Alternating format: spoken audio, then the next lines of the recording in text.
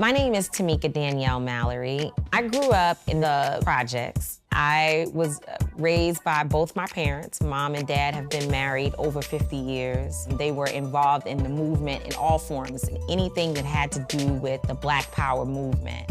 My parents were there and they dragged me from one place to the next. My parents made me a little freedom fighter at a very young age. The saddest moment in my life was the loss of my son's father. I can't think of anything that was more painful. When my son's father was murdered, I realized that there was a real intersection between poverty and mass incarceration and the poor educational system. I understood at that point how all of that played a role in Jason being killed. All of the rallies and the movement stuff that I had been involved in, it began to click for me. I knew that I was supposed to be in that space, and I also knew that I was going through an incredibly painful experience. In order for me to be an impactful leader, I have to have an understanding of both sides of the gun, the person pulling the trigger as well as the victim. Because to focus only on the victims means that there will just be more of them if we don't actually deal with why someone feels the need to pick up a gun.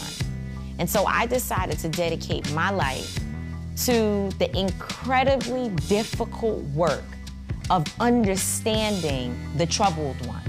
Their story is in fact how we end violence and the danger that our people and our communities are plagued with.